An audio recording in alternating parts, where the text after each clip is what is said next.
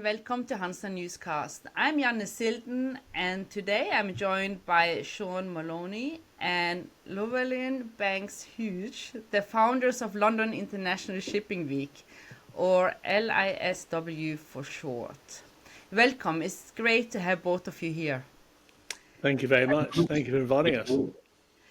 So, before we dive into what's happening this September, I would like to go a bit back in time. So, Llewellyn, back in the 80s, you were a journalist and an oil broker.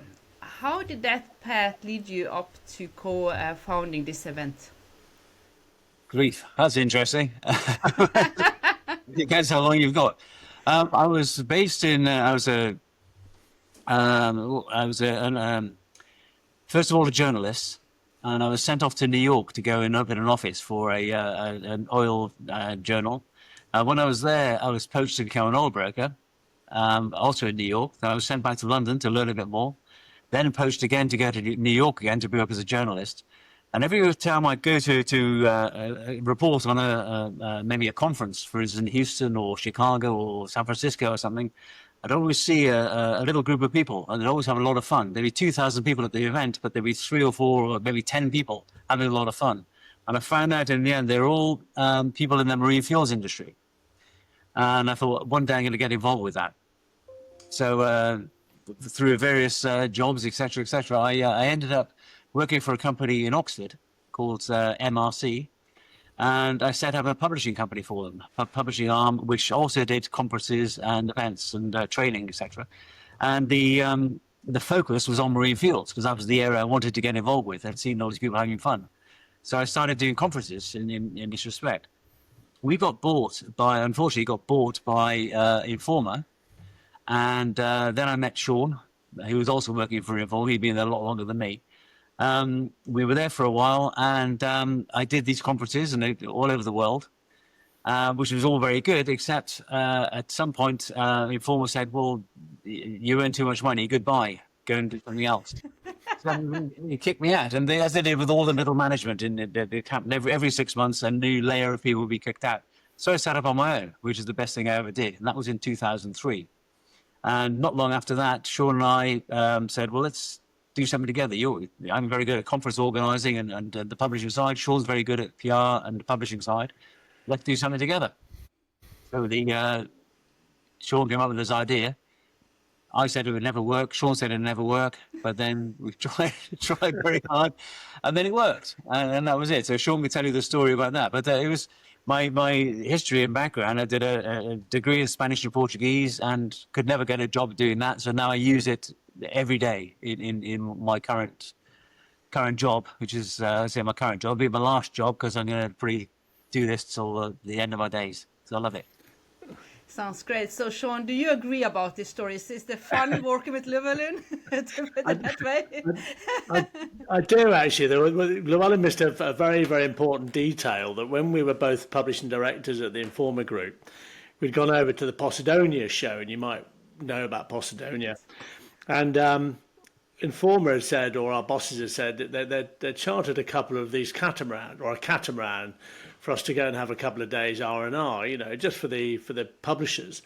And Llewellyn and I were sharing a cabin on this little catamaran, and we said, look, we got to work together at some stage if we do something, And I'd been on Lloyd's List for many years before that, and I was political editor and news editor on the paper. This is the times when Lloyd's List was a printed paper, 6 days a week.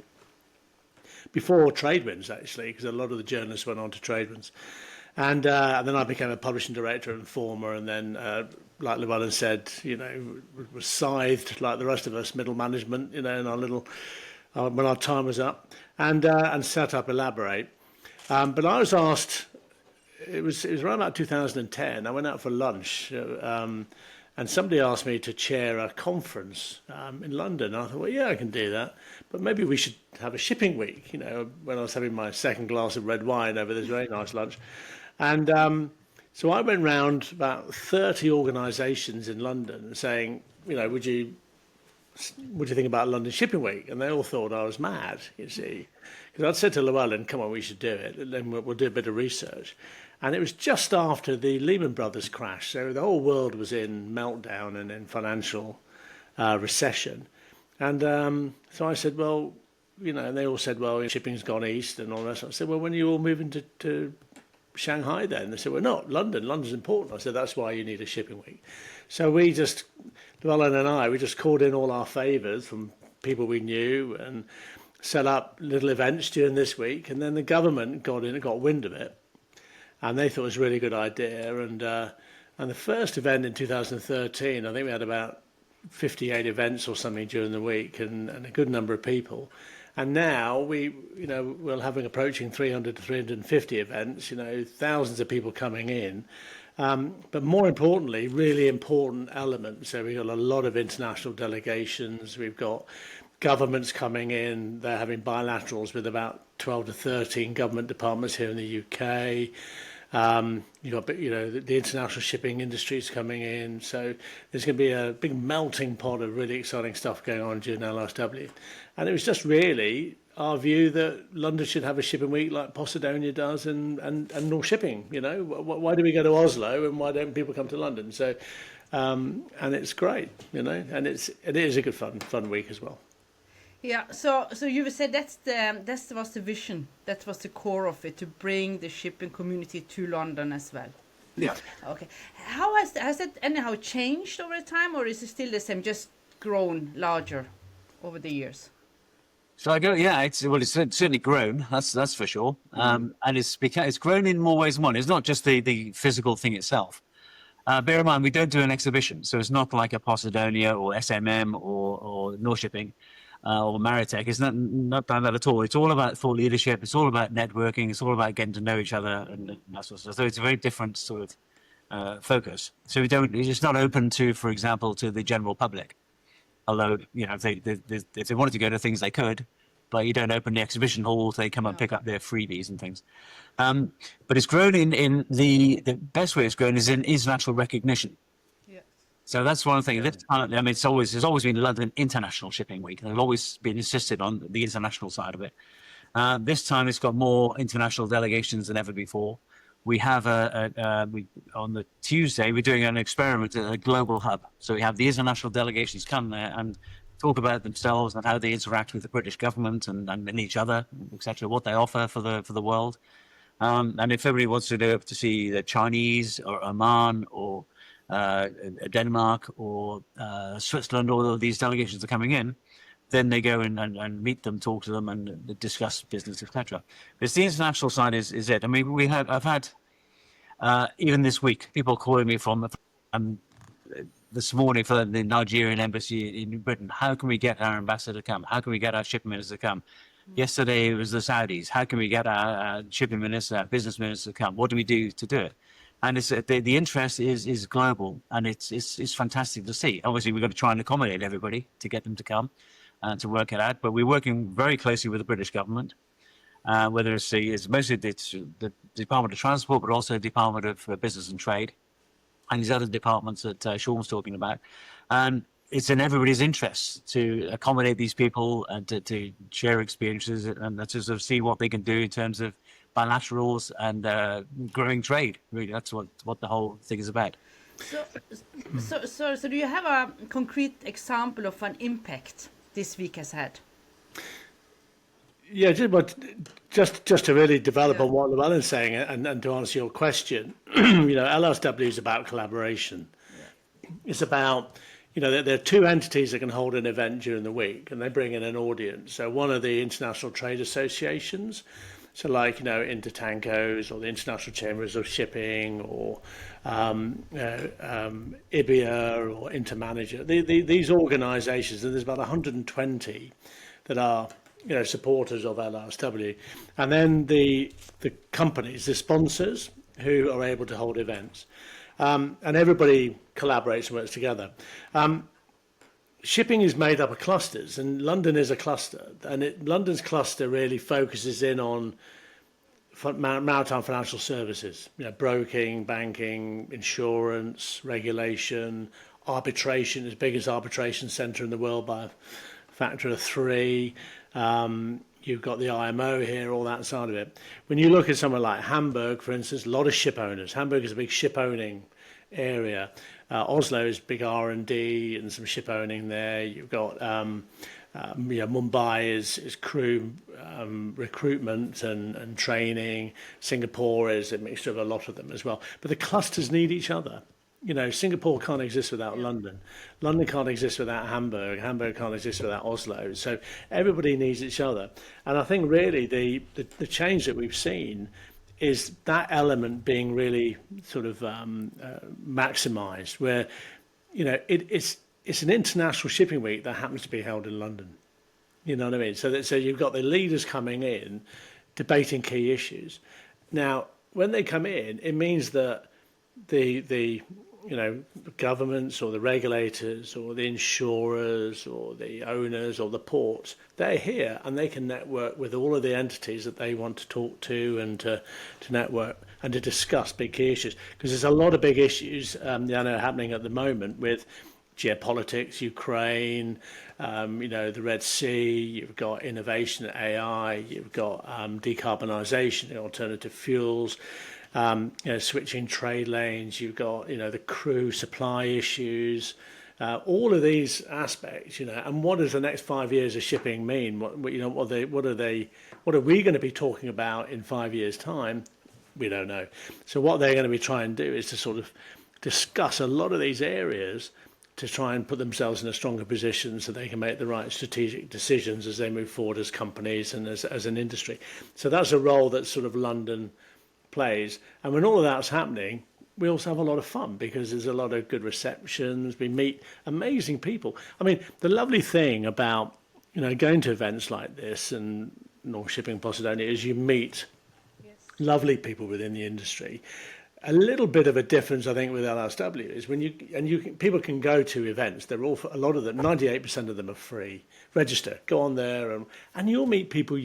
My God, they're here. My God, because they're all going to be there. So it's not as if, it's like one of those exclusive ship owner parties, that you will never get an invite to unless you know them. You're going to meet people. You're going to meet people that you'd never have an opportunity before, and that's the real sort of the lovely bit of glitter and on top of it all, really. One interesting point about London Shipping Week is it's not focused just on one thing. We have obviously a main conference which covers the most important stuff. Geopolitics is the main thing at the moment. But we'll have, of all the 300 plus events, there'll be some on shipbuilding. There'll be a lot on crew welfare and crews and retainment and that sort of stuff. There'll be quite a few on decarbonisation, digitalisation, nuclear power for ships and short cycle electricity. All these things will come up, and each of those things will have their own seminar or conference or part of a conference or whatever. So if you want to know about these things, you look on the events calendar and you say, wow, that's something I really want to know. I want to know all about what's happening in Africa, and there'll be an African thing on there, or there'll be something about United Arab Emirates, or there'll be something about Egypt, or it's all on there. Everything is on there. So it's just a question of looking, and everything to do with ship. There's nothing that's not there. So can I ask, do you have any top must-attend events? How long have we got? Not long. You have to be really short. Well, then, can I go first? Get my couple out of the way, and then your 2 dozen out the way first. Yeah. Goodness me. Global Hub is really, really important on the Tuesday because you're going to get big concentration there of international delegations coming in. We've got something called London Talks, which is an in-person. That's on the Monday and the Tuesday. So people go onto LISW.com, you'll see all of the events there. Now, the London Talks are fun because they are 1-hour lectures by key industry players, okay, top decision makers, like a TED Talk type scenario in front of a live audience. Okay, yeah. I mean, it's tremendous. And really talking about and each of them different subject, and you can go along to them, and you can hear the right people giving you that blue sky thinking moving forward. We have a couple of other things, so that's definitely London Talks. That's where I'm going to be going to watch. We have also Capital Link have got a big conference going on, which is great. So they'll be bringing in a lot of ship owners and our friends there. Tradewinds have got a reception and party going on, so they'll be bringing in a lot of element there. We've also got the International Ship Owning and Ship Management Summit. So we've got all the big owners and the ship managers speaking. So we've got the top CEOs of the top sort of 5 or 6 ship management companies, and that's on the Thursday. But we've also just finally, before I hand over to Llewellyn, we set up this year in London, we set up the Innovation and Technology Working Group because we wanted the industry to come up with recommendations and a dashboard pathway for the regulators and government and the industry to really start to focus on when it comes to innovation and technology. So there are 4 events going on throughout the week. There's a really, really exciting one on the Tuesday morning. That's a debate, but it's been chaired by the Madam Deputy Speaker of the House of Commons. So the Deputy Speaker of the House of Commons is actually chairing this, and we're going to be doing it like a House of Commons scenario.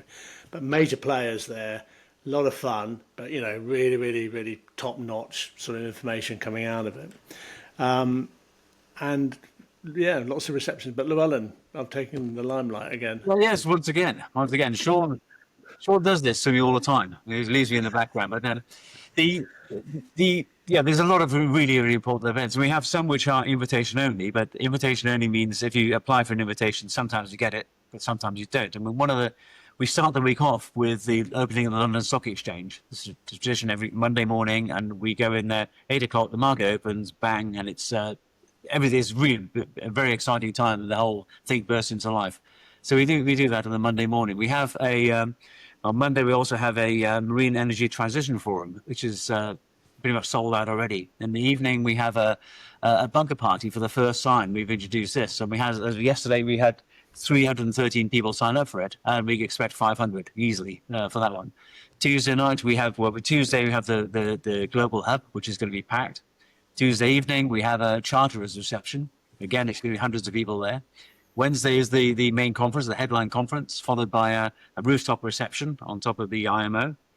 Thursday, of course, is the gala dinner. The gala dinner, we're aiming for 2,000 people. We have some spectacular entertainment, which I'm not allowed to talk about. I'm the chair of the dinner working group, and so I know all the details. I know what we're going to eat. I know what we're going to drink. I'm very excited. Yeah, he's already had some food already. He's already been menu tasting on his own, just him, eating it all. Yeah, I see he's having fun. That's I had to try everything out, and so I guarantee there's going to be a brilliant evening, and that's followed by an after party. So it's going to go until late in the morning. Just a question on the after party. We have it's DJ and people are dancing, and you see these people, and you kind of you're a sheikh or you're an ambassador, in the government, etc. And you see these people really enjoying themselves afterwards, dancing to ABBA and Dancing Queen and this sort of stuff, having a great time. But after that, we've got a fleet of old London buses to take everybody home. So they'll come out and they'll sit in the bus and go home. Yeah, just to add one thing on the after party, whenever you go to gala dinners, they always finish about 10:30, and you can imagine you, me and Llewellyn, we're just meeting for the first time, we're getting on like house on fire, tell me about what you do, lovely, oh, it's over, we've got to go home now. And people tend to sort of, try and find a bar somewhere. And we thought, well, let's extend it by an hour and a half, just 2 hours, to 1 o'clock. 1,000 people stay on. Yeah. For the after party. It's amazing, absolutely amazing, and it's great fun. And as Llewellyn said, you see, these sort of really, really important people just really enjoying themselves. And at the end of the day, we're all the same. We all enjoy a bit of social, time with friends in the industry as much as anything else. So it's great. Jana, one important thing you should know is that there were 1,000 people staying for the after party, and no one wanted to dance with Sean. Sorry about that. Not supposed to laugh about that one, but sorry.